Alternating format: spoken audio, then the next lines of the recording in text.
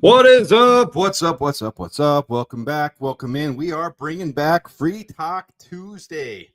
Coming back to Free Talk Tuesday now. The season's over. Those who have been a part of the channel for a while know that I was doing that every Tuesday, sometimes Wednesday, sometimes Thursday. We were doing what we could to get by. A lot of you guys know this isn't my full-time gig, but I do appreciate all of you for tuning in, and I do appreciate having the ability to do this with you guys.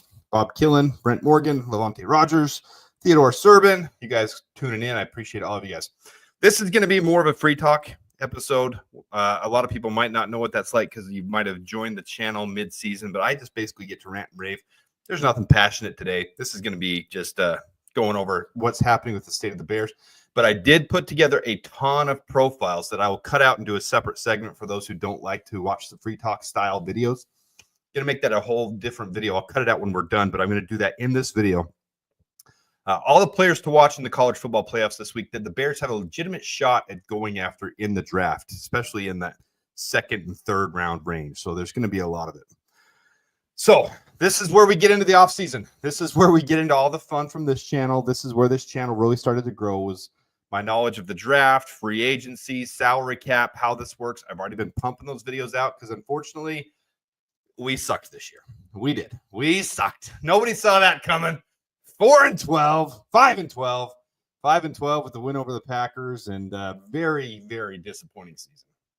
This morning, of course, was the conversation with Ryan Poles, Kevin Warren, and company about the state of the Bears, where we're headed with the Bears. Before we jump into that, though, man, bunch of you guys jumping into the chat. Appreciate you guys being here. Timothy Morrissey, Bears finished the season 32nd in total yards, 32nd yards per play, and 31st in passing yards. Hopefully they figure it out next year. Agreed. There's a lot to take from this year that was positive. In fact, I'll show some of the things on Twitter that I am doing that are positive. But there's a lot of negative too. A lot of unmet expectations that are very frustrating for this fan base, especially in the beginning of the years. We really felt like we could have been a playoff team. And I think that was a warranted feeling of position, that we really could have been there. And we probably should have been there. But it is a good reminder to curb expectations when we don't have a coach like a Kevin O'Connell, Matt LaFleur, Dan Campbell. This is the opportunity for the Bears to do that, though. This is a prime opportunity for us to join that ranking of the rest of the NFC North. My goodness, it's a juggernaut in the North. It is an absolute horrible time to have your team in the North. Wish we were in the NFC South or the AFC South or, one of these other divisions that weren't so tough. But also, it's going to refine us to be a Super Bowl contender, because I dare say one of the contenders from the NFC should be from our division. The Lions or the Vikings should be. I think the Packers are still fraud. In fact, they went 1-5 against our division. Should have lost both games to us. Should have been 0-6. They should have been. So I think the Packers are frauds. But both the Vikings and the Lions have shown, even with injuries, the Lions, that they can be a Super Bowl contender. So I'm not rooting for them, but they are going to be sharpened by the level of competition they had. Bear down to all you guys joining in. Mikey, always good to see you. And Farius, thanks for tuning in. Awesome Bobby 17. Bear down to you as well. Florida Bears fan, Bear Down Nation. All you guys. Charlie Schemerhorn.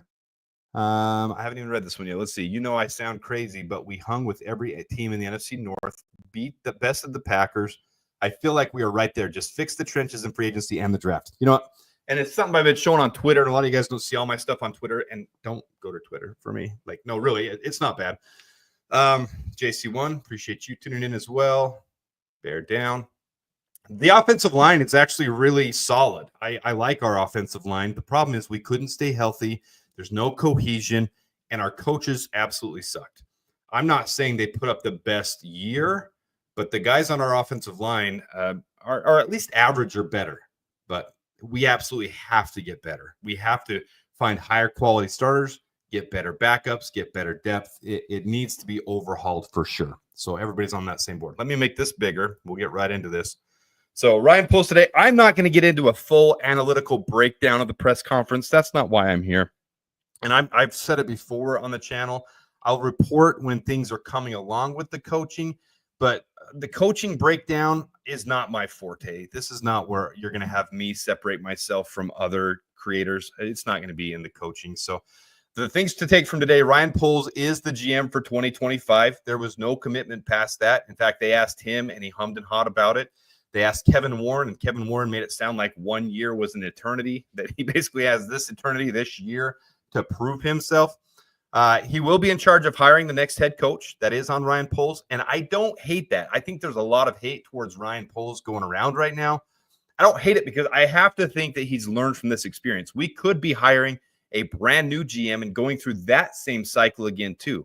I understand there's some experienced GMs out there, but Ryan Poles has done some things well.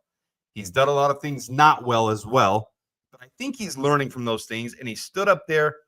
There's a lot of mannerisms I didn't like. Holding his hand behind his back right there, that's a very, I don't know, very cowardly, very I want to get out of here type of body mannerism. But I do think he has the ability to do it, and the one key was he will not use outside consultants, but primarily will lean on Kevin Warren.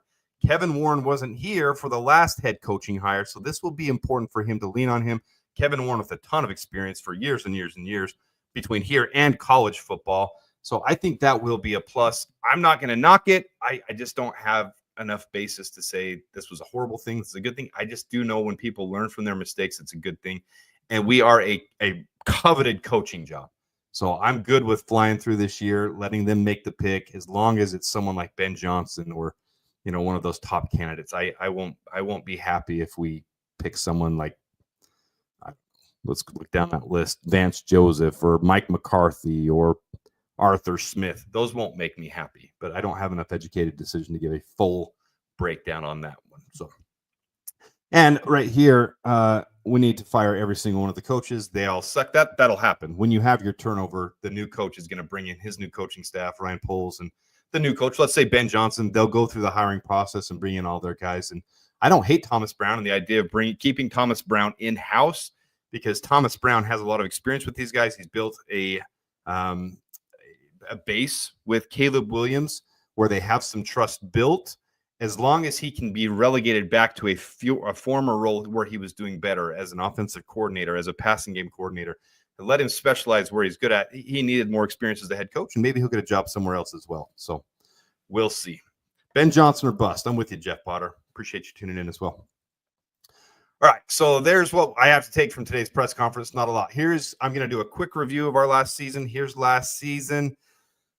Look at all those losses in the middle. There's so much optimism. In fact, I had predicted exact opposite of what we did. We went 5-12, and I predicted 12-5. I was a little optimistic. I was a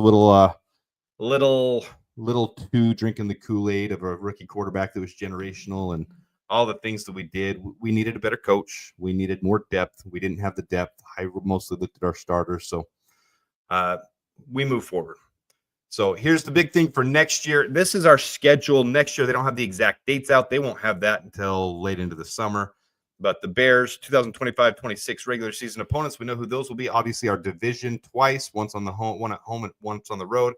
Then at home, we'll face the Cowboys, Giants, Saints, Browns, and Steelers. I want to make it out there to at least one game. In fact, I'm going to try to make it out there. I will make it out there to, we did a giveaway, and I'm going to go over those results in just a second. Nobody else has seen the results. We have one of the absolute most difficult schedules in the league. So you look at this, the Ravens, the Bengals, the Steelers, the Browns, the Eagles, the Niners.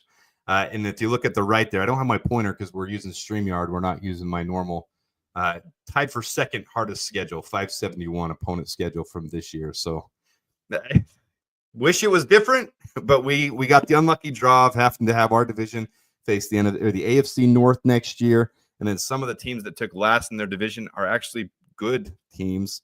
So we have to face them as well this next year as well. So we'll see. We just face it as it comes. If you want to be the best, you got to beat the best. All right, this last year, I'm gonna hit on our first round picks is what I'm gonna hit on.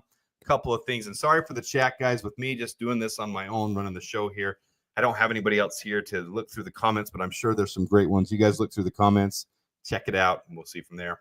But for Caleb Williams, his rookie year, he ends up with the 5th most Bears passing yards for a season and the most total yards for a Bear quarterback in a season. But I'm looking at the passing. We want our generational passer.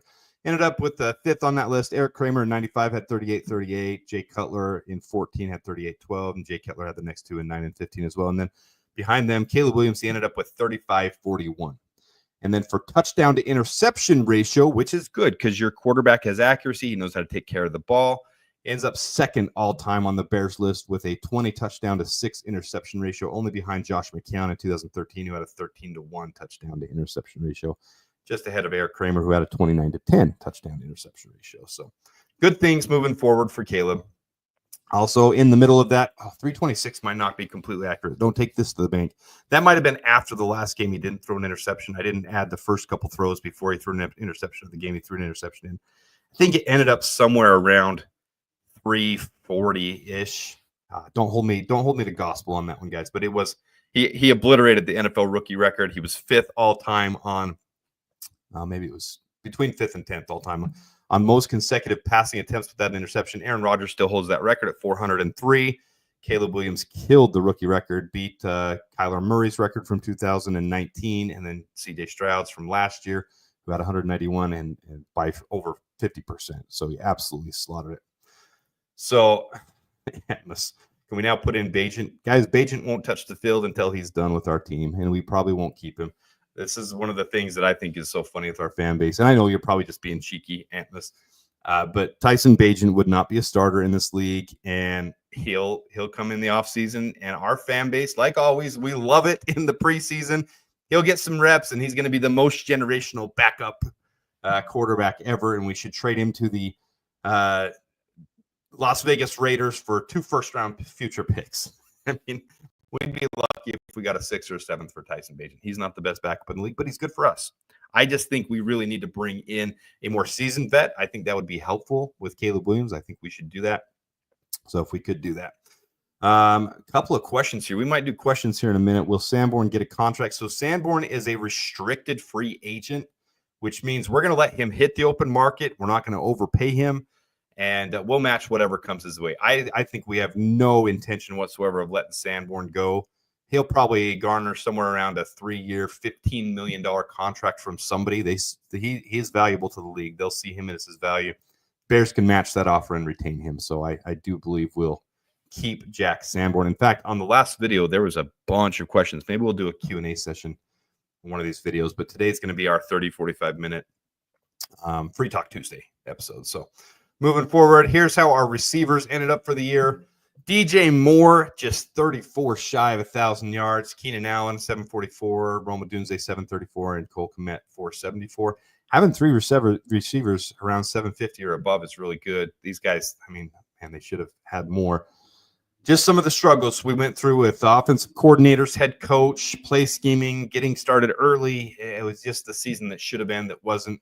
I do not believe we're going to bring Keenan Allen back anymore. I just don't think that's in the cards for him. I think he'll be too expensive. But yeah, none of these guys will get re-signed. Yeah, there's a good comment right there. Yeah, in fact, they mentioned that in the press conference today. They won't. Ryan Poles mentioned there's plenty of UFAs. He called them UFAs, unrestricted free agents. That's unlike the restricted free agents. They're the ones that can go out and sign anywhere. They can't do that until March. So we have an opportunity still to sign these guys between when we hire the new coach and March 13th is that date. So they'll have plenty of time for the new coach to come in, to be able to fill the culture, be able to meet with everybody, decide who he wants to sign to their contracts. So that won't be you won't be seeing the Bears extending contracts right now. What you will see is what we signed the other day. We signed 9 of our practice squad guys to future reserve contracts, and that just basically locks them into the 90-man roster. They'll be coming back for camp. They won't have long-term guarantees, but they'll have a futures reserve contract, very different than a guaranteed contract. So, all right. Yeah, Tyler Scott will have to step up, and I do think we could we could draft one in the late rounds. There are some really good G5 wide receivers later on in this draft in the 5th, 6th, 7th round where we have picks. So I can see us taking a Nick Nash from San Jose State with a 6th or 7th round pick. I can absolutely see us doing that to try to build some depth, bring in some of these guys like Colin Johnson again. I do think there's potential with Colin Johnson. So a lot of good things moving forward. All right, next up, here's Roma Dunze. I highlighted Caleb. I'm just doing quick highlights on these guys. A lot of people might not know this yet. I put it on Twitter down below. It's really low there, but it's the same thing I'm going to explain to you guys. Roma Dunze ended up with 734 yards this year, but the big thing to take from this, and even over Wide receivers like Justin Jefferson, Jamar Chase. I mean, all your top receivers, the best contested catch rate, which is a huge formula for success. Look at this year. I can't really do the pointer, but look, 1 through 12, 13, 14, 15, they're on the side. Some of them are tied with each other, like it's 7. They all have the same contested catch rate, 2/3, 2 out of every 3, 66.7%. These guys usually relate to success when you have high contested catch rate. And this is what I preached before the draft. I was very high on this with Rome Odunze, why I said he was the number 1 wide receiver in this draft class ahead of Marvin Harrison Jr. Those who have been a part of the channel, some of you may have given me flack. Some may remember when I said that. I did get a lot of flack from other people, and they'll still chirp now and say he's not. Well, he's competing with Keenan Allen and DJ Moore and Cole Kmet for touches. It has nothing to do with his long-term ability. I do believe Rome Odunze will be the best wide receiver in this class. One true indicator of that, and I said in the draft, was contested catchability. In college, he had a 75% contested catchability. And that's just what it sounds like. It's exactly what it sounds like. What ability you have on balls where the defender has a chance to get it or break it away from you, you catch that ball and keep it contested and you hold on to it. 75% led the nation last year in college.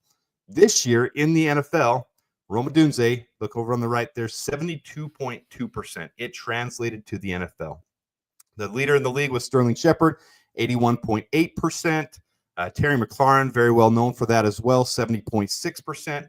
But in the last 8 years, there's only been one player that's had a higher rookie contested catch rate, and that was Christian Watson last year for the Packers. He had a 75% contested catch rate. And you look at him this year, he's tied at 7th there with 66.7, so it held over again. But if you look at these guys, all these guys are good receivers. Sterling Shepard, Keyshawn Boutte, Rome, Cedric Tillman, Terry McLaurin, Adam Thielen, Chris Olave, Christian Watson, Jaden Reed, Jacoby Myers, Amon-Ra St. Brown, Romeo Doubs, Mari Cooper, Mike Evans, Jalen Coker, all very good receivers. So it's a very good indicator of how successful this guy can be in the NFL. So you're going to have people, especially when we go 5-12 within our own fan base, probably louder than other fan bases, talking crap about some of our players. Rome was a hit, 100% a hit. Yeah, we could have gone for Leatu Latu or Jared Verse. You don't know which one's going to hit. Leatu Latu was average at best this year. Jared Verse, a star. But did we know which one? Dallas Turner, up and down. Who knows? We could have gone for edge, but who said he would have been a star as well? I'm happy with developing Austin Booker and drafting another one this year or going after Josh Sweat in free agency and hitting this wide receiver. The Bears have not drafted wide receivers in the first or second year, hardly, or second round, hardly ever. Ever. I mean, it never happens. And when it does, we usually hit a stud or we have an unfortunate situation where they have injuries that, take them out of being our stud. But Rome Odunze was the right call, and I'm going to stand by that. I'm going to hold by that, and I'm very excited to see when the biggest thing this year with him and Caleb. And this is free talk, so appreciate you guys listening to me ramble. Some people don't love this, some people do. This is where I get a chance to yakety yak with you guys. But with Rome, the biggest thing with him, he was open a ton. But the problem was he and Caleb weren't really on the same page all the time. In fact, you would see it where Caleb would throw it. Rome would sit in the middle of the field in a spot where he felt he was open. Rome would expect him to be continuing on his route, and you'd see afterwards the camera would pan to him and be like, "What are you doing? Like, keep going on your route." And Rome's like, "I was here. I was open. I was sitting in the flat." So they just have to get on the same page because I think there's a ton of missed opportunity this year. If those two were on the same page and in year 2, I truly believe Rome would have easily crossed 1,000 yards, probably 1,200, 1,300 yards this year, easily, with his route running, with his contested catchability. So I do have that expectation next year for these two, and especially if Keenan doesn't come back, it's going to be DJ and Rome and Cole Kmet taking the lion's share. I do think Rome could be that wide receiver one as early as next year for us. So I have high expectations still for Rome. I don't think this is a down year for Rome. I think we're going to be just fine. So I'm very happy with Rome. Now, if we go back to last year, our first-round pick, remember in 2022, we didn't have a first-round pick because we traded it to trade up for Justin Fields in 2021. Again, I'm quoting myself. I'm taking my own tweet from Twitter. Sorry, but right tackles graded out higher than Darnell Wright in 2024. Zach Tom, Penei Sewell, which is funny, all in our division. Brian O'Neill, all in our division. Those 3. So 4 of the best 5 right tackles in the league are in the NFC North, which, says a lot to why our division is being so successful. And Lane Johnson as well. That's it. In year 2, he was the 5th highest graded right tackle in the NFL. And I put below that, stop with the narrative that polls missed on Jalen Carter. He nailed it with Darnell Wright. And this is one of the biggest things this year as I try to explain the draft to people, as I put stuff on Twitter, as I go through that. And you can see there on the right, I don't have my little pointer, so I can't show it to you guys, but you can see their total offensive grade. Zach Tom, 87.6. Darnell Wright, 5th for right tackles at 79.3. Joe Alt right behind him at 77.6, which is very impressive for Joe Alt. But it's drafting for need. The Bears had to draft for need. We look, where would we be if we didn't have right tackle Darnell Wright? I mean, we would be very, very unfortunate. He even made Matt Pryor play up a little bit too. Players next to him have played to a higher level because of how good of a player he is. Don't listen to Bears Twitter. Don't listen to your other guys who show a low light. That's a new thing that I'm kind of coining the phrase of. On Twitter or on other Bears media, they'll show a low light play of Coleman Shelton. They'll show a low light play of Braxton Jones. They'll show a low light play of Darnell Wright. And my response to that today, when someone said, well, he got beat by Dallas Turner on one play in that entire game, one play, he got beat by Dallas Turner. Dallas Turner did a very wrestling type of duck under, fireman carry type of move where he went under Darnell Wright. Darnell Wright wasn't expecting it. Good for a rookie because now he can kind of learn from some of these things. But all other 39 of those plays in that game, you watch Darnell, especially like 3 minutes left in the game, he absolutely just manhandled this guy with like 3 minutes left in the game when it was most important for us. And he threw his guy down to the ground and he just like pushed down on him, like, stay down, you little. Yeah. Anyways. So, I mean, he manhandled him. He's fun to watch all year. So if you take the lowlights, you'll think any one of our players is the worst player in the league. But if you take a very realistic view of our team, you'll see that some of these guys are actually very good. Darnell Wright, one of the best in the league. Fifth highest ranked right tackle in the league. Braxton Jones, 14th ranked left tackle. Is it Pro Bowl? Is it long-term? Probably not. We will probably eventually replace him. But he's done very well for us, other than a couple of bad plays here or there. In fact, before he got injured, once every 40 plays was leading the league the last 3 games he played of having a pressure against him. Once every 40 plays. Now, there were a couple sacks in there, so if you listen to other people, they're going to say, look at this play by Braxton Jones. He absolutely got swarmed on, and he got bull rushed, and he's just trash. He has a very good, canty way of pushing guys out of the play when he does get beat. Braxton Jones isn't terrible. I agree. You want to lock down best in the league left tackle when you want to make the Super Bowl. So do we replace him? Not this year. It's his rookie contract. Do I know what's going to happen? No. Maybe the Bears do draft a left tackle in this draft, and maybe they move Braxton Jones to guard. Maybe they start that left tackle at guard and move him to tackle next year. I don't know. But I do know our bigger need is the interior offensive line, and I've shown that with a lot of my videos. So we'll see what happens. But yes, Borum is terrible. And one of the worst in the league. I said that last offseason. I said we got to get rid of him. So I really hope we don't resign Larry Borum. That would really disappoint me quite a bit. Let me just look through some of the comments here before we move forward. And here's the other thing I've been saying to people about this one, Reese. Still think Carter would have been a bust in Chicago. He needed the Philly defense to keep him in line. Not just keep him in line, but look who he's playing with on that Philadelphia defense. All that Gervon Dexter has here is Montez Sweat. That's it. Even at the beginning of the season, Andrew Billings was one of the worst defensive tackles in the league at stopping the run. He did no favors to Gervon Dexter. He did help Gervon Dexter gain more pressure. Gervon Dexter's pressure rates with Andrew Billings there were significantly better, which is one of the biggest reasons I think we need a Mason Graham, Kenneth Grant, Walter Nolan, Tyleek Williams type of guy in this draft. That's one of the biggest reasons I think that. It's going to help our defense significantly. If we can get that, we can sign Josh Sweat in free agency, ironically from Philly. Sorry. If we can get that type of approach, you're going to see Gervon Dexter, in my opinion, right up there with Jalen Carter. He's going to have the same pressure rates, but even he has better run stopping rates than Jalen Carter. Jalen Carter misses a ton of tackles. He does not fill his lanes nearly as well as Gervon Dexter. So I think we nailed it with the second round there with Gervon Dexter, 100%. All right. I want my trenches to have trenches. That's a great comment, Mikey. I love that. What we need in Chicago is we need trenches to the point where guys like Matt Pryor are backups. And that's what I suggest we do that. We sign Matt Pryor to a backup role. Then we have starter quality guys that can fill in at backup. Sometimes you do that through free agency. Sometimes you do that through the draft too. All right, let's go forward here.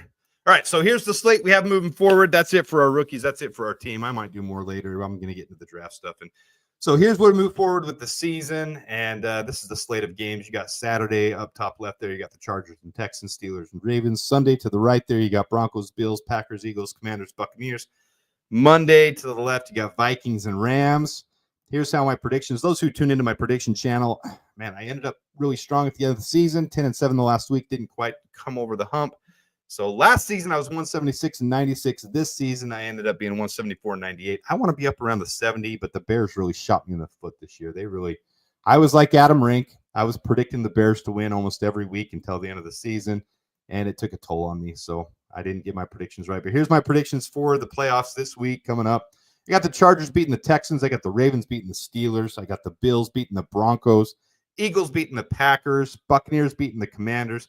And I do, and maybe this is biased because I want the Vikings out of the playoffs. I want to see them, just like a couple years ago when they had one of the best records in the league and they lost in the first round exit.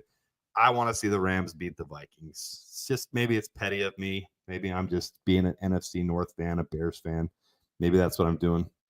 Yeah, you guys are talking about who I was referencing as a wide receiver that we took in the first round, 7th overall, Kevin White.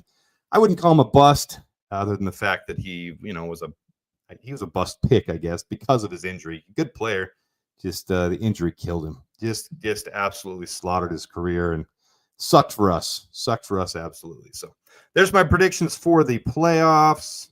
And then let's get into, this is some of the big news I wanted to share today. So I did a contest on here, and I'm going to make it even bigger next year. So thank you for Wally. I'm going to point him out here in a second here. I am not a sponsored channel. Wally suggested to me when I did the Fantasy Football League that he has season tickets, that he would be willing to donate a couple. And I said, well, I'm not just going to let you donate them. I'm going to give you a jersey or something. Let me buy you a jersey. So I'm going to get Wally a jersey, getting his size right now, and I'm going to send that to him. He's going to donate tickets to the winner of the Fantasy Football League. Very cool of Wally. So awesome Bears fans we have. But here was how the playoffs went. Here was before it happened. League 1 versus League 2. We had Javon Wims, lethal uppercut versus Obi-Wan Kenobi. Obi-Wan Kenobi won that one. Bob's Bears faced Craven the punter. Bob's Bears won that one. Bob's Bears faced off against Obi-Wan Kenobi, and he won. So he won League 1. In League 2, we had Lisan Al-Khalib, who faced the Regulators. Regulators upset the number 1 overall from the season. Brisker Sandwich faced off against I Can't Read. I Can't Read won that one. And then the Regulators won League 2. And then here is how they faced off. Nobody knows this one yet because I had to pull the stats from there. So bottom right there, you'll see Wally Farej. Special thanks to him. I appreciate him being so cool to do that. This channel is growing, and I want to say thank you to all of you guys as well. You guys are awesome. All the Bears community. This is so much fun to be a part of. So thank you, Wally, for donating those tickets for the season openers, what it'll be. Bob's Bears faced off against the Regulators. I did have to insert some players, only to be fair, because the Regulators, Jalen Hurts went down. He did have Baker Mayfield on his bench, so it was fair to do that. Same thing with a couple other spots. Made it as completely fair as possible, and Bob's Bears ended up winning over the Regulators. I've already contacted Bob via email. We're in communication for those tickets. Very cool for Bob. And he'll be joining me and Wally for the very first game of the Bears season next year. So we're going to do the same thing next year. I'm going to try to make it 4 leagues where 4 guys face off in the championship round, week 17. But Bob's Bears with Lamar Jackson, T. Higgins, Derrick Henry, Jahmyr Gibbs, Cameron Dicker had a final score of 168.42, and he won the first ever Bear Down Sports Fantasy Football Challenge. So very cool time. Congrats. Thank you. There's Wally. Thanks, Wally. Appreciate you a ton. Bob, is Bob Billings the same Bob's Bears that won? Put in there in the chat there if it's you. I don't know who's who on their screen names, but I did email Bob's Bears. I don't know if it's the same guy. But it was a fun time in fantasy. We'll try to be a little bit more on top of it next year. I had a lot overwhelming me throughout the season, but it was a lot of fun. So very cool. We'll take pictures from the game. We'll post that on the site. We'll make sure everybody sees when we go, but it's going to be a lot of fun. All right, Bob Billings is the same Bob. Cool. I see in the comments all the time, Bob, so it's cool that I know who you are now. same as Bob's Bears. So very, very awesome. Very awesome. And Relentless Mikey, 100%. Appreciate Wally. Appreciate all you do. All right. Let's get into the Bears and the drafts. This will be the last part. We're hitting on 30 minutes now. This will take 15 minutes to go through the last part. I want to hit on these games coming up the Bears need. So here's the Bears draft on the left side, 10, 39, 41, 72. This is kind of where my channel specializes, is in the draft, in free agency, in salary cap. And I'm totally just off thought here. We're going to set up a Q&A for the draft for different things with free agency, what you guys want to know, what questions you have. But right now, as it stands, we need starters with our free agency. We need starters at defensive tackle, defensive end, left guard, right guard, center, linebacker. That's it, assuming that we don't re-sign Jack Sanborn. If we do, that linebacker need is gone. Safety, if Jaquan Brisker doesn't get healthy, and then wide receiver, 3 for Keenan Allen. So those are our primary needs. And then in between needs means we need some depth there. We need to really strengthen it. Right tackle, wide receiver, kick returner, punt returner especially. Josh Blackwell looked very good as well. He's a restricted free agent. I hope we match his offer as well, keep him there. And then also Ian Wheeler could fill that role as the other kick returner. DJ Moore did at the end of the year as well. We did have Khalil Herbert, but obviously we traded him. Another cornerback would be nice. Tight end, we need to fill another tight end with Mercedes Lewis, probably retiring. We better not bring him back. Another defensive end, another defensive tackle, then running back, and then minimal needs later down the road, nickelback, cornerback, tight end, left tackle. My big hope is that we absolutely prioritize signing an extension to Kyler Gordon. For those who don't see a ton on the salary cap, don't know a lot about contracts, nickelback is going to be cheaper than your cornerback. The most expensive nickel in the league right now is right around $10 million a year, 3-year, $30 million contract. I think Kyler Gordon, with the salary cap going up, with his level of play, I think he will reset that market, and he deservedly should. I think he'll get somewhere around a 4-year, $44 million or a $48 million contract, $11-12 million a year, which is more than fair. Nickels don't play as many downs as your everyday because they change between your base and your nickel concepts. He won't play as many snaps, but he does deserve to be paid as one of the highest, if not the highest nickel in the league, and I think he will be paid accordingly. So, trying to check out some of you guys in the chat. Yeah, so I have safety over there on the left side, linebacker. Yeah, if you guys saw my mock draft from earlier today or yesterday, whenever it was, man, I'm crazy scattered because it's busy all the time lately. I have Mason Graham going number 2. I don't know if anybody else has him going that high, but I just think he's a talent you don't pass up on. I don't think the Browns would pass up on his talent. He would help them significantly. So I've got Graham going. He'll definitely go top 5 in my opinion. But if you haven't checked that out, check it out. You'll see some of that here in the rest of this video. I'm creating my own big board. It's a lot of work. I'm not anywhere close to done. I hope to have that done a couple weeks before the draft. The combine will affect that a little bit, but you'll see in your mock draft simulators, they don't go nearly according to how reality is, especially this time of year. They gauge a lot of stuff off of last year. Players like Princely Uman-Mielen, I have him going top 10 in my draft. And you'll not find a draft simulator that has him in the top. I mean, they're around 40, around 35, around 30. But he is a special talent. If the Bears could slam him at 10, get her done. I'm 100% all on board on that. I like Wyatt Millam a lot. I've shown him on this channel. I think Wyatt Millam is not going to be valued as much by other teams as the Bears would value him. I'm totally good with trading down or hopefully getting him in the second round. He could fall into the second round because you have players like Kelvin Banks,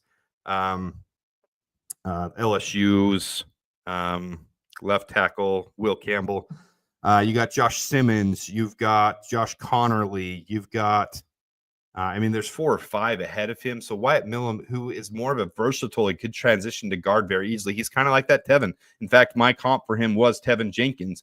Tevin Jenkins went in the second round. Wyatt Millam will fall to a very similar spot in this draft. So it's going to be interesting to see where he falls, but I don't see us taking him in the first round. If we trade down and take him in the 20s, I'm good with that. He's worth it for the Bears. Yeah, Mikey, you're going to see these tackles. People are going to start being realistic about them. In fact, if you watch, who was the other guy I watched today? I always watch a couple of different guys on YouTube. at different points where I'm just getting ready for the day or I'm eating breakfast or something. And the Goat House is who it was. I mean, he had like 12 edges going in the first round. And that's how this draft is going to go. You're going to have massive edges go in the first round. So if the Bears snag an edge, I won't be upset at all. If we wait for the second round to take Millen, I'm totally on board with that too. So there's our needs. And then here's where our offensive line stands right now. Bill Murray is not resigned as it stands right now. He will be one of the priorities because he's an earnings restricted free agent, meaning we sign him for a league minimum contract. He'll cost $1 million. So we're going to re-sign Bill Murray. Ryan Bates is there. I don't know. This is going to be my gauge of Ryan Poles. Is he willing to cut Ryan Bates? Ryan Bates is $4 million and $0 against the dead cap. We can cut Ryan Bates and just cut ties with him. The problem is this year's free agency class is ultra thin. Ultra thin. It is going to be hard to find free agents. We need to retain Tevin Jenkins. We need to retain Matt Pryor. That needs to be a priority. Do they need to be overpaid?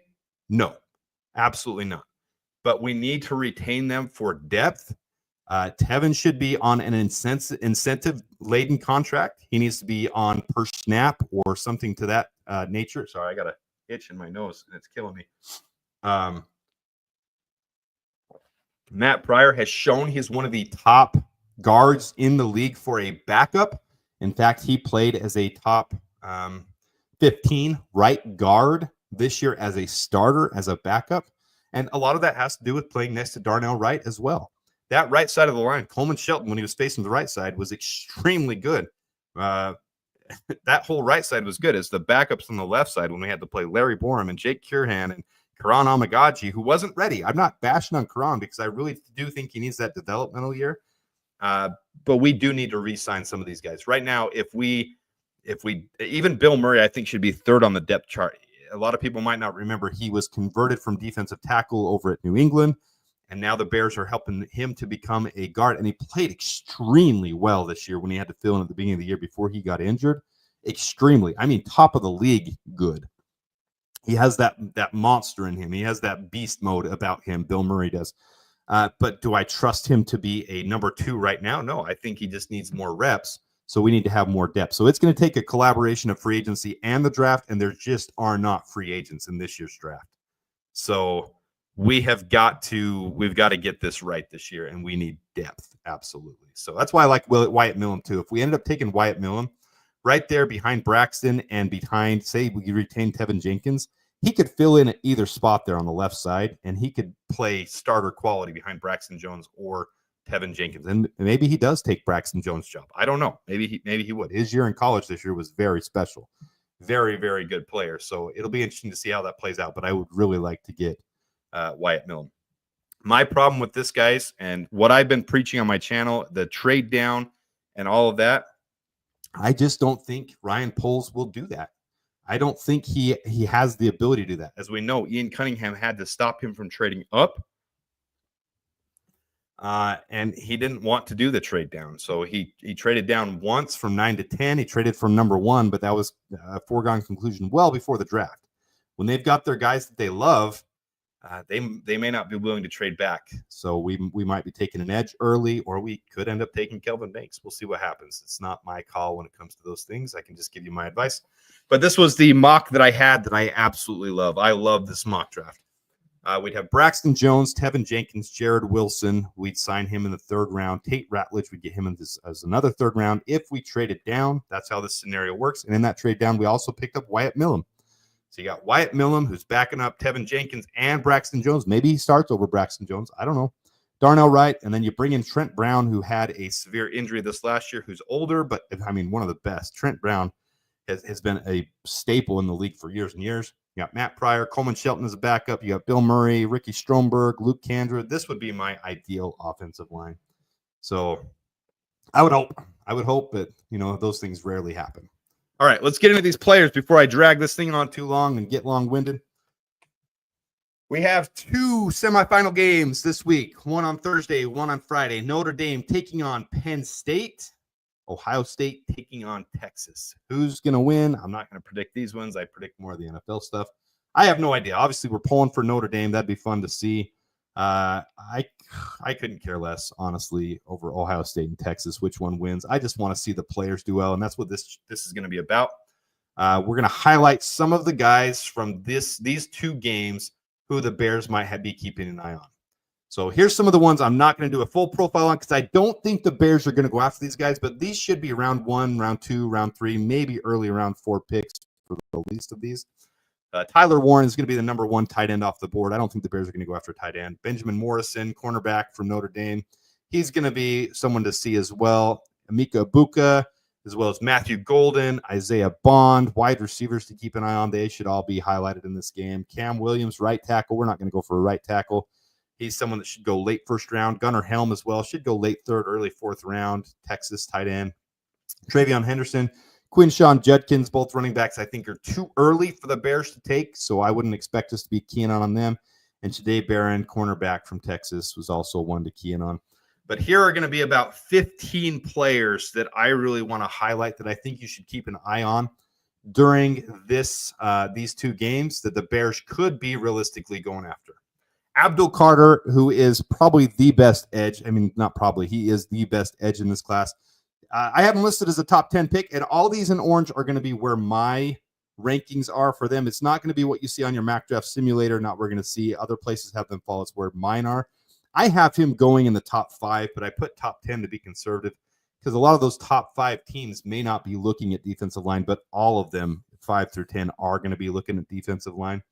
But I have him going in the top 10 for sure. He's super athletic. He was on Bruce Feldman's freak list. He just flashes everything. I mean, I comp him to Micah Parsons, but he's bigger than Micah Parsons, but he has the same movement and flexibility and bend as Micah Parsons. So he's going to be a special player at the next level. He's absolutely going to be a beast. So number 1 there, he plays for Penn State. That's Abdul Carter. Next up, Kelvin Banks. You're going to see your mock draft simulators taking him in the top 10. I don't think he's a guarantee to go top 10. In fact, I have him ranked around 15th in this year's draft as far as where I would take him. This year's left tackle, offensive tackle draft is not top tier. You don't have your Joe Alt in this class, but Kelvin Banks is as close as there is to it. If the Bears took him at 10, I'm not going to be upset. I don't agree with it. It's not the direction I would go. I would take one of the defensive linemen with how stacked this defensive class is. You can get a defensive lineman at 10 that would normally go top 5 in other drafts. Even Princely Umanmielen, Walter Nolan, James Pierce, they would all be top 5 in any other draft. But this draft class is so stacked. You've got 20 defensive ends that should go in the first 2 to 3 rounds. Probably 30 in the first 3 rounds with this class's edge class. So this is going to be a special class, but if we end up settling on Kelvin Banks, I don't hate it. I want to know the plan and the projection of why we're doing it because we have Braxton 1 more year and we need to fill the interior. And it might be the approach where the Bears just take and say, we're going to get 5 really good linemen and we'll find a spot for him. This first year, because Braxton has experience, we'll start him at left tackle and we'll start Kelvin Banks at left guard. And then if he, how next year goes, if Braxton doesn't play extremely well, we can move Kelvin Banks out to left tackle next year. I don't know. But shoring up the offensive line is never a bad thing. As long as this first pick is in the trenches, defensive or offense, I'm going to be okay. It's not the approach I agree with, but I do understand if the Bears do it. He does have exceptional length. He's good sized, 6'4", 320. So he's a little shorter than a lot of your left tackles, which is why it's going to be a lot of people suggest moving him in to guard. But his length is long enough. He has long arms. He has good ability to shuffle and move and stay with his defenders at the college level. He's not going to be your Joe Alt. Like I said, he's not going to be like this elite. Oh, he's the left tackle you have to take because he's there. But he's not a bad option. He's very similar to Darnell Wright. Darnell Wright last year or 2 years ago at right tackle, everyone would say, well, he's not the best of the best. He's dang good, though. And that's Kelvin Banks. And he seems like the mentality and the type of guy that would turn into one of the best if we had a good line coach. We'll see if we get rid of course, Chris Morgan. Of course, we're going to, but we have to. Bring in a good line coach, and it's never a bad thing to shore up your line. So if we take him, I won't be upset. So he's someone to watch as well. Late first round, Tyleik Williams is one of my favorite prospects because of his size and his speed. He's beast mode. He's 330 pounds and his 40 is like 4.68. He gets after it. Don't look at the missed tackle there at the bottom. That's taking into account both run and pass plays when a pass turns into a play action or something happens of that nature. His missed tackle rate isn't terrible, but his pressure rate is absolutely phenomenal. The best in this year's class. He was also on Bruce Feldman's freak list. 6 foot. They have him 6'3" there, but 6'6" in the description.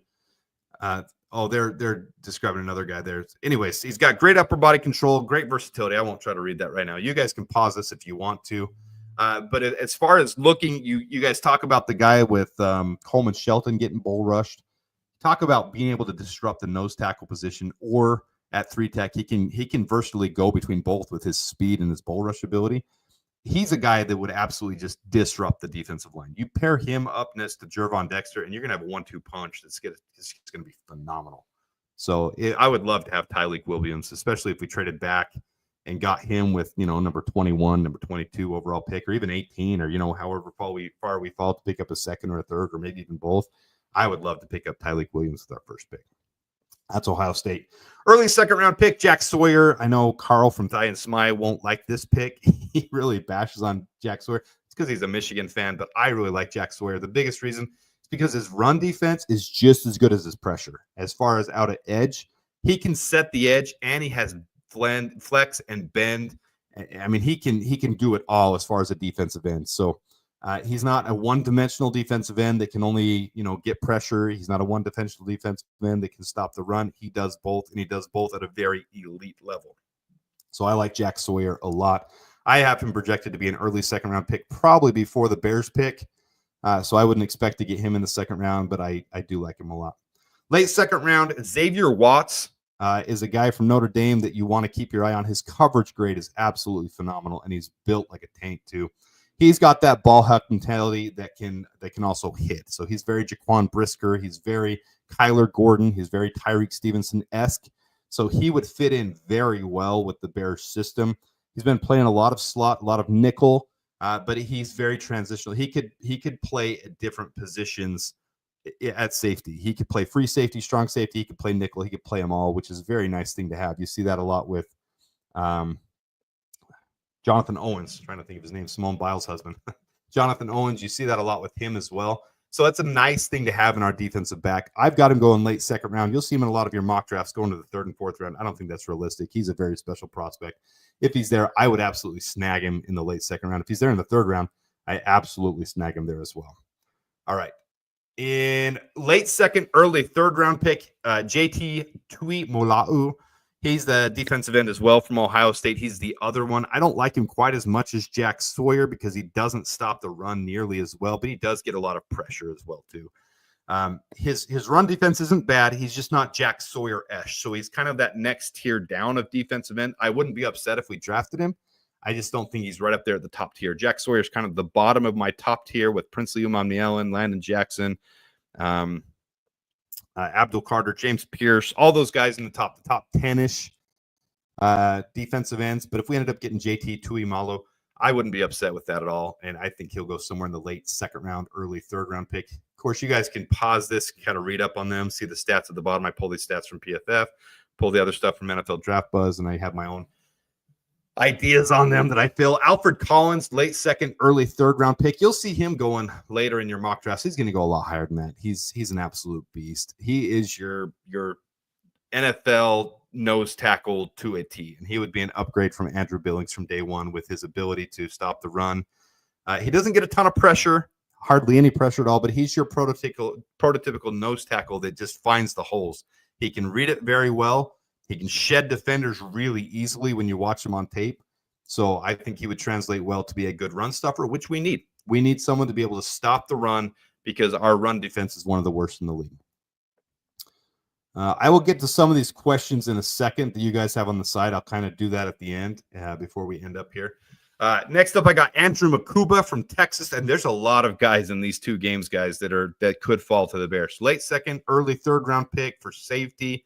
Again, another nickel, but he plays very, very big, and he's quick. It's 4.33 40, which is extremely fast. He stays hip to hip with the defender, so he could actually switch over to cornerback as well, which I don't think we need. But he's very versatile. He can play multiple positions, and he has a very high IQ. another tackler as well, another hitter. So he'd be a good option for the Bears at safety as well. And I do think we'll take a safety, especially if we trade down. We need some extra picks. If we get a comp pick or if we trade down, some of these guys could land in the Bears' lap. Early third round, Donovan Jackson, who he's listed as an offensive tackle, but I think he would shift into guard. A lot of places have him going as early as the second round. I don't see him as a second rounder. I think he's kind of mid at everything, but a lot of potential, but a very NFL frame. He has played guard actually a little bit in college, but he played tackle as well. But he has that 6'4" size, but with 320 pounds, and he's just very athletic.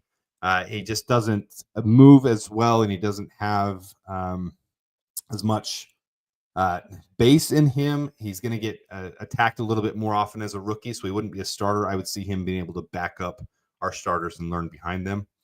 Jake Majors, a lot of people think he would fall to the 5th round. I don't have him rated as a 5th round. I have him rated as a 3rd round. He and Jared Wilson should both go in the 3rd round, in my opinion. They're the best centers in this class by far. There's no one that compares to them. I think Jared Wilson's my number 1. Jake Majors my number 2. I think Jared Wilson will go mid 3rd round. Jake Majors will probably go late 3rd round near the comp pick range. But he's very good size, very good base. Needs a little bit more work with his base in the NFL level, but I think he's got the feet to be able to catch up and to be able to move on run blocking, but to be able to keep with defenders on pass blocking as well. I like Jake Majors a lot. He's someone to watch in this game as well. Moving to the end of the 3rd round, Kevin Winston is also a safety to keep an eye on. Very good at defending the run as well. Very good. More of a nickel, more of a true nickel if we had someone come in behind Kyler Gordon. But a lot of those guys you can transition to the free safety position as well, to the strong safety position. So good size on him, 6'2", over 200 pounds. I like Kevin Winston a lot. Going to run through a couple of these last ones just real quick. Lathan Ransom, same thing. He did have injury, but he came back from that. He played 5 years. Very high grades for him. Just missed a little bit of time. Good vision on the field. Very physically imposing as well. So there's Lathan Ransom, late 3rd round pick as we get in the 4th round. I like Riley Mills on the defensive line for Notre Dame. And then we'll end this off with, there's Seth McLaughlin. I think he's a 5th round pick. A lot of places have him in the 6th, 7th round. I don't think he'll go that late. He had a really good year for Ohio State. Transferred from Alabama and then took over the starting role at Ohio State. And he's a good quality backup center that could develop into a very good starter. I think if we re-signed Coleman Shelton and took Seth McLaughlin, he would probably be the backup. Coleman Shelton would be the starter this year. If we took Jared Wilson or Jake Majors, I think they could beat Coleman Shelton out. That's kind of where I see the difference in these guys. But any one of these 3 picks I would be happy with for sure. And then to round it out, Howard Cross, also the other defensive lineman from Notre Dame, their 3-tech, would be a developmental 3-tech to me, but he's had a lot of years in college already. He's a little bit older, but he has a good motor. He stays in on every play. Very Jervon Dexter-esque, not quite as physically gifted, but a lot of motor in him. So a good prospect to watch as well. So those are the guys to watch for this year's semifinal games. Appreciate you guys checking those out. You can pause those if you want at any time and come back to them. But let me look at the comments here because there is a couple that I saw. I like Sawyer too. Sorry if I skip over any of these guys. I'm looking for a couple of the ones that I saw before. I'll hit real quick before we end. If the Bears can get a non-bust offensive lineman in free agency, that opens up Bears to pick some other positions early. Here's the problem with free agency this year. It's a very thin free agent class on the offensive line. You've got Drew Dahlman from the Falcons, who I'm not a fan of. If you think Coleman Shelton gets bull rushed, watch Drew Dahlman on tape. He absolutely does not have the base to hold up. As far as run blocking, he can get there quick and he can set edges and he can get to the defenders. He's one of the best run blocking guys. So improving our run game, yeah. But believe it or not, Coleman Shelton is a better pass blocker than Drew Dahlman. Drew Dahlman fits that system well too with the Falcons. And a lot of time when you see these guys transfer, just like last year with Lloyd Cushenberry, played very well for Denver. Once you got him out of their system into Tennessee, junk. Trash. I mean, he was terrible this year. Lloyd Cushenberry is one of the best centers in the league last year. Signed a big contract with Tennessee and that whole new system, and not having the guys around him that he had in Denver, all of a sudden he looks like a bad center. That to me is the same situation as Drew Dahlman. So I think a lot of Bears fans are hyping up Drew Dahlman just because he's the top free agent outside of Coleman Shelton. Coleman Shelton is hands down the best free agent center in this year's free agent class, and that's kind of sad. I like Coleman Shelton, but he's definitely not a top 10 center, not a top 5 center. There's no one to be had to go steal someone's center and have an all-star. So signing Coleman Shelton would be my priority, but also getting one of these top centers to compete with him and maybe start day one. Jared Wilson, Jake Majors, my priority.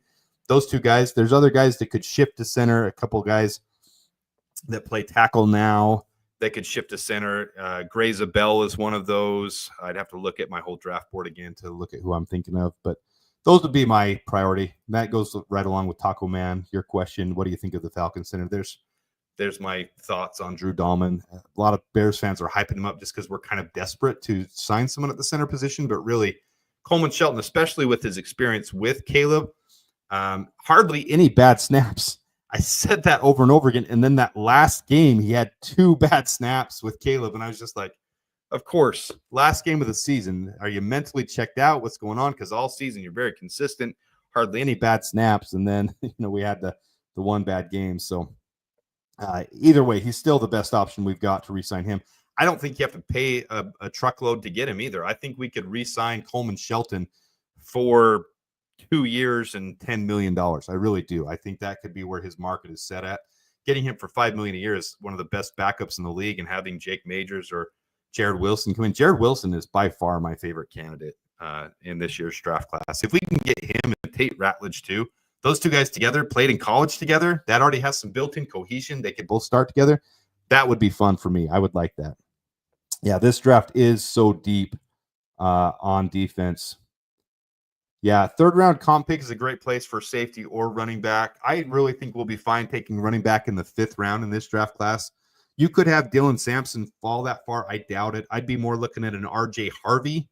I did a running back video for those who haven't seen it. I did a running back video. RJ Harvey would be an absolute, he would be great. There's also the Cincinnati running back. I can't remember his name off the top of my head. Very highly touted out of high school.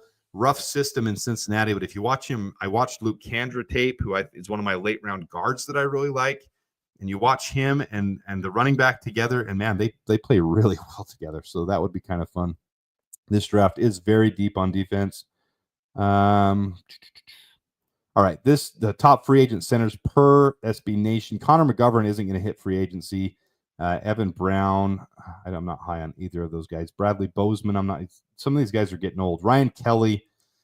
If you think Tev Jenkins misses a lot of time, Ryan Kelly is injured more than anybody in the world. So if you guys hate the whole fact that Tevin Jenkins isn't available, Ryan Kelly, great. 4 Pro Bowls, one of the best in the league for years and years. He's getting old. He's going to be 31 this next year, and he's getting injured more and more. And if you're getting injured at that age, it's not a good thing when you keep getting injured. It's not going to be great.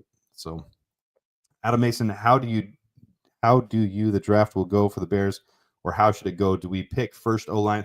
It's going to depend on free agency. I've got my mock drafts. I've got my video I did yesterday of where if you haven't seen that one, probably would have been visible this morning. I literally put it out at like midnight. It kind of shows who should be there available at 10. With those edges, there's a handful of edges that would literally be top 5 picks in any other draft. We're talking Princely Umanmielen. We're talking James Pierce. We're talking, Walter Nolan's not going to make it to 10. But there's a handful of them right there at defensive line. And that's my priority. If we don't, I'd rather us trade down, but we could end up with Kelvin Banks. We could end up with some, we have so many needs on the trenches. As long as it's trenches, I won't be too terribly upset, but I would rather have us take one of the defensive linemen from this class, because you're getting someone that is going to be an impact blue chip game changer day one with all those guys. They're going to set the precedence for this team for years. On the offensive line, taking Will Campbell or Kelvin Banks, they may not be hits day one. You might have an Evan Neal type of situation, or you might have an in-between, a Paris Johnson situation, where a guy just needs to develop for a year, which is fine. It's nice that we have a 5-year contract for these, first-round picks, but I'd rather have that instant game changer with our first-round pick and then get some of the guards in round 2, round 3 are some of the top guards. That's where they'll go. And you're going to have several of them in the second round that are really solid prospects there in the second round. Armand Membu is a tackle that should convert to guard. He'll be available there. Wyatt Millen's my favorite. I think he really will be there at 39, and I'd be very excited for him as well. Yeah, Drew Dahlman does have a lot of ankle injuries as well. Yeah, the problem is I don't think he's going to make it to free agency. You're talking about Trey Smith. Trey Smith is going to garner a contract around 21, 22, 23 million. He's going to reset the guard class. The guards right now, the top guards are being paid 20 million a year. He's going to make that 22, 23, and I have no problem with the Bears at his age. He's 26 years old. I'd have no problem with the Bears giving him a 4-year contract with an average value of 23 million a year. He's worth it, especially with our need protecting Caleb. Giving Caleb a pocket, I don't know, maybe Caleb is actually better on the run, though. He seems to play a lot better on the run out of structure. But if he does have structure, he's going to be able to get his footwork down. We're going to have coaches that come in, and he's got a bullet. I mean, you watch those throws. The special thing about Caleb, a lot of people don't realize, and he needs to get through that rookie year to get there, is he's like Pat Mahomes in the manner that he can throw a 90-mile-an-hour bullet. That's exaggerating. I don't really think he can throw a football 90 miles an hour. Just saying he can throw that bullet, but he can also put touch on it. And that's something Pat Mahomes does. That's where that reference comes from when people talk about it. Most guys can have like a 10-mile-an-hour difference on their ball on the way they throw it, soft or hard. These guys, Pat Mahomes and Caleb Williams, they can change it literally like 25 miles an hour and give different touch to the ball. But he's not going to be able to do that. You've seen it sometimes when he rolls out and when he strikes one down the sideline or when he hits a soft touch over the top to Cole Kmet because the guy's open. You see that happen, but he's got to get structure, and we have to have more depth on the offensive line to do that. All right, let's get going through the bottom here. Let's see if there's any other. We need a draft center. I agree. I like Kenneth Grant as well. I don't like him as much as Tyleik Williams. They're going to be in the same range. Most places have Kenneth Grant above Tyleik Williams. I like Tyleik Williams more because of just the fact that he's such a big boy and he can get after it. I mean, he put pressure on and he can stop the run as well. So I like him a lot. I really like Tyleik Williams a lot. If we traded down and got Tyleik Williams, I'd be one happy camper.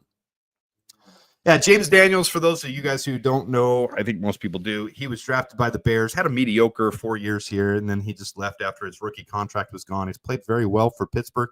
This year kind of accumulates that. James Daniels and Will Fries are kind of in the same classification for me. In fact, I should just pull up PFF and show you guys. Let me see if I can hurry do that. James Daniels, let's see. Bear with me and bear down.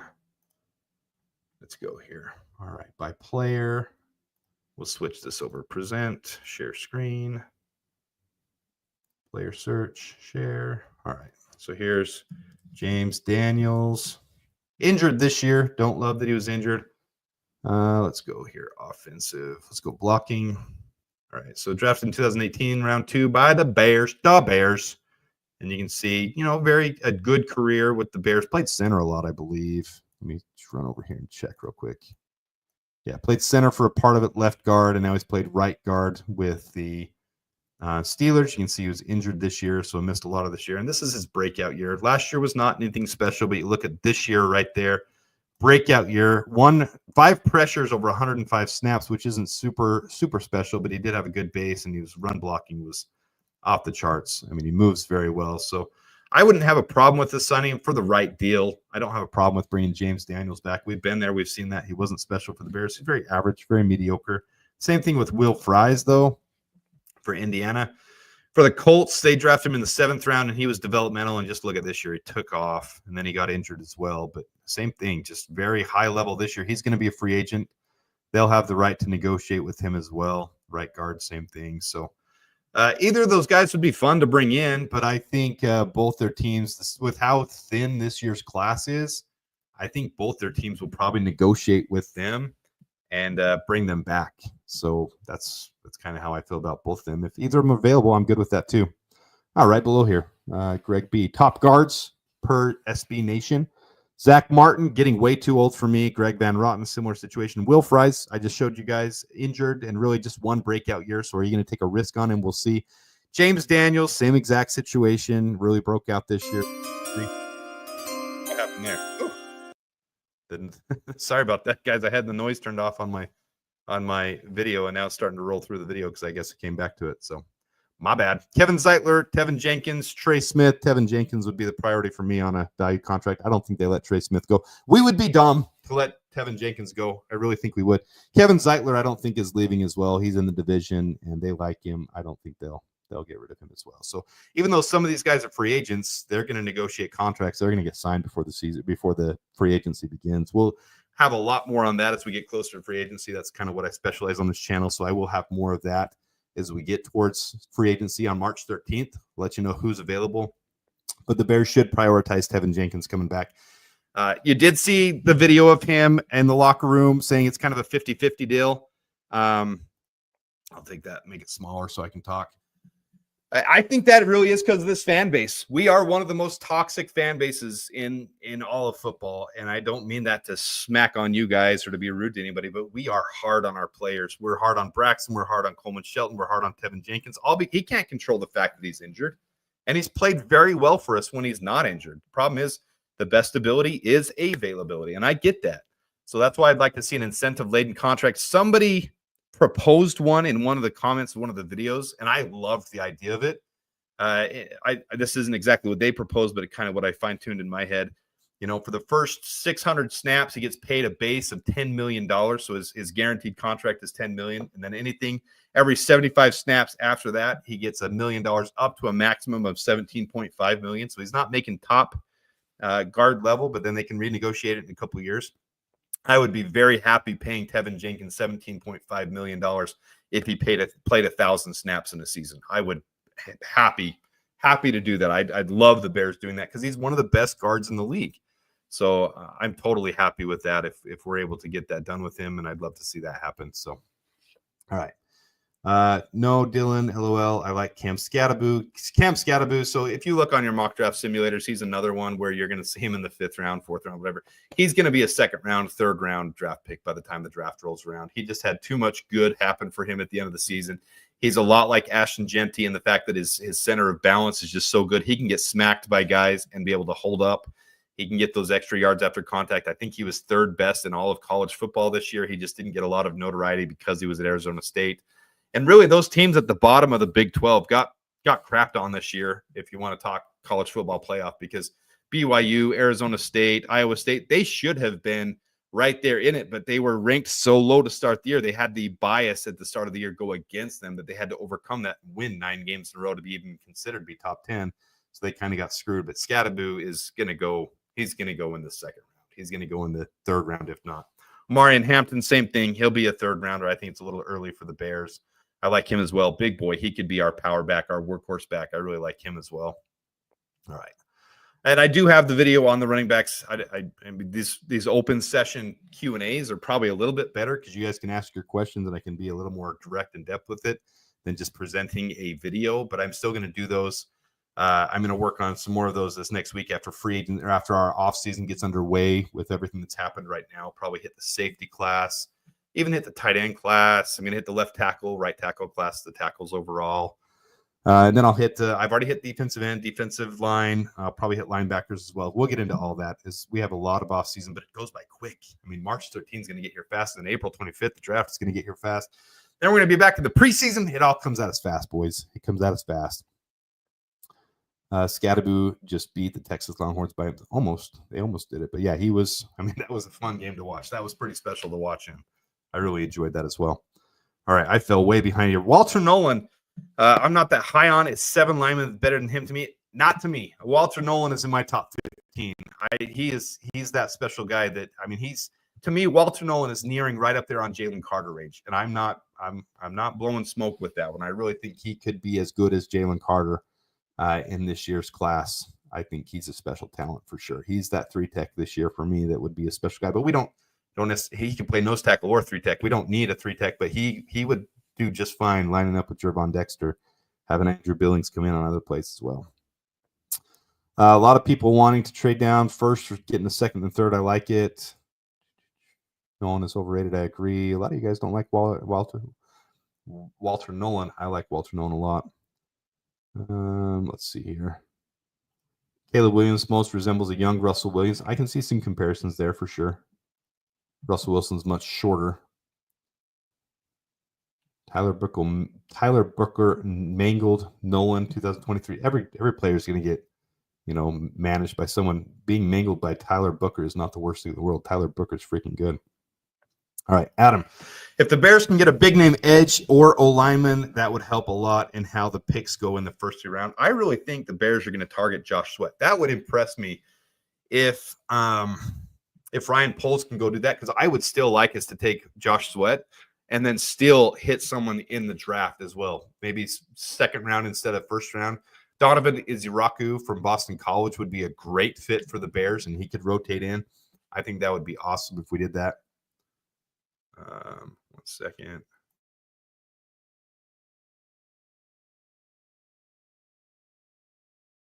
I think it would be great if we could do that, though. Let's see. All right, we're getting near the end here, guys. A lot of good questions in here. What's the transition tag be if we put it on Tevin? Transition tag would be top 10 instead of top 5. The franchise tag is top 5, so I think it puts it somewhere around 18 or 19 million on the, maybe it's 17. I'll look into that and I'll answer that in another video, but I believe it was 17 or 18 million for the transition tag. And I think that would be an okay option too if we ever do a transition tag. But I really think we'll prioritize signing Tevin. He was unhappy on that video in the locker room. I think it's mostly because of our fan base. He doesn't feel appreciated here, but I think Ryan Poles could do a good job of showing him some love and appreciation. I like this one. I'd be happy with this 100%. This would be a great draft for me. I'd be very happy with that. Steve? We're hard on each other. It's true. Hey, we might be an ignorant fan base that's not ignorant. That's not the right word. We might be a tough fan base that's hard on our players, but we are hard on each other too. We're just tough like that. That's how we are.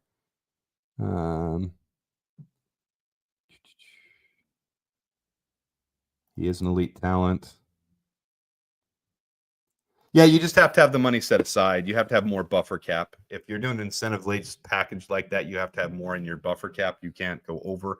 Or if you get to the end of the season, some teams won't leave that buffer in there, and they'll have it pushed to the max. If you get to the end of the season, you're just going to have to restructure someone's contract before the end of the year and push the cap out, putting yourself in kind of a tough salary cap situation. But you're going to see that with teams like the Chiefs and the Saints this year anyways. They'll push the cusp on that type of stuff. But as long as you have it done before the league year, which ends March 11th, as long as you have it done before then, you're fine. So you have an opportunity to re-gauge some of these contracts. So it's not the worst thing in the world. Wally, I don't think this is possible because of John Gruden's past. I don't think John Gruden is a bad guy. But whenever you have something linked to you with racism or with sexism or with being a horn dog and stuff like that, those emails came, and they were forever ago. They were used against him to push him out. The McCaskies aren't going to let something like that. The McCaskies who won't let us have cheerleaders because they feel like it objectifies and sexualizes women, they're not going to let someone like John Gruden be the Bears coach. I don't think it's the worst coach option in the world. I actually like John Gruden. I think when you listen to his breakdowns of Caleb, he's very high on Caleb. I think he could have some good things to offer Caleb. I just don't think the McCaskies will ever let John Gruden be the coach of the Bears. That's not going to happen. Let's see. Appreciate that, Mike. It is fun. This is the fun time for me. I can't predict everything, but I do have a decent. I'm just a nerd. I just spend way too much stuff on this stuff. I don't think Josh Simmons will fall to the second round, though. I think he'll land somewhere in the 20s, in my opinion, because he is in a weak class. He is a good tackle that just has injury history that's going to make him fall a little bit more. He probably would be the second tackle off the board, maybe even the first tackle off the board if he would have stayed healthy. Ty Robinson, a defensive tackle or nose. I'll have to look at him some more. I don't hate it. I don't love it either, though. I'll look at him some more. I very, very briefly looked at Ty Robinson. Next year's game. Yeah, you just have to work the cap out. Yeah, so the deal with the Cowboys, they have till the 14th because that's when his contract's up. So they have a full another week where they can decline anybody looking at Mike McCarthy. I don't think it's personal to the Bears. It's just the fact they don't want anybody interfering with their stuff. Maybe they're trying to rework something with Mike McCarthy. I have no idea on that one, but they do have the ability to block it out. All right, who do you think will be the Bears' next head coach if you had to put all your money on it? I think all the smoke is going to result in fire, and I really do think, man, brain fart. Lions offensive coordinator should be very easy on the top of my head. It's one of those things where I've been doing this for an hour and 15 minutes, and now I can't think. See his face. He's on the front of this video.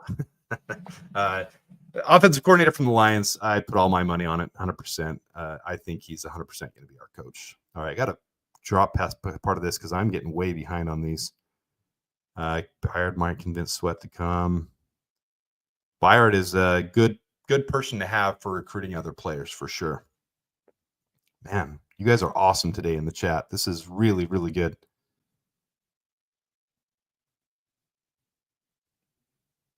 Man, these two back-to-back, really good. Jenkins has no chance of re-signing Poles. Didn't draft him. Poles doesn't care about that stuff. He'll sign guys that have deserved it. And the very next one, Rob Hansen, commit, got an extension. Poles didn't sign him. 100% agree with you. Gruden could go back to Vegas. I really have Vegas being the team that falls right out of range of the quarterbacks this year that will take a shot on Justin Fields. I think Vegas, if Pittsburgh decides they want to stick with Russell Wilson, maybe they want to go with the cheaper option of Justin Fields, and they've seen that he does work in their system. So they might prioritize re-signing Justin Fields instead of Russell Wilson.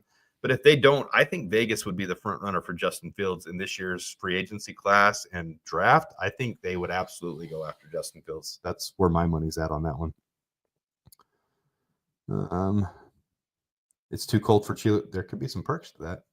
I didn't say that. We need to bring the Honey Bears back. They're the reason we're cursed. We won the Super Bowl. We got rid of them and gone.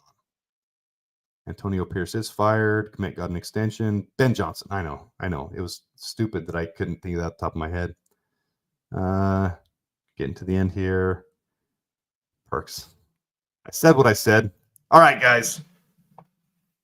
Appreciate you guys. Appreciate this entire fan base. You guys are awesome. The channel is growing. We just crossed 9,000 subs in just over a year of having the channel. My goal is to have 10,000 by the draft. I'm going to try to put out some good content to do that. If you guys don't mind sharing this with your friends, sharing it with people, I think there is some good stuff in here.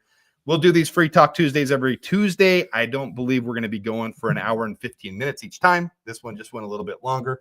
But I do have some fun things to say, and I appreciate you guys. We are going to try to collab with a couple people now that the season's over. We're going to get back into that a little bit. Those who caught the other day on the live when I did the Bears and Packers game, Carl did come on from Diane Smythe. He came on. That was a lot of fun. But I do appreciate every one of you guys, and I want you guys to know that. This is a fun channel to run. It's fun to be a part of it with you guys. This Bears fan base is awesome. You guys are awesome, and it's a pleasure for me to be a part of it. So I appreciate you guys. With that, until later today or tomorrow when I put my next video out, when I put more stuff on the draft, when we put more breaking news for the Bears, I'll have it out as fast as I can for you guys. But I do appreciate you guys. The Bears, and bear down.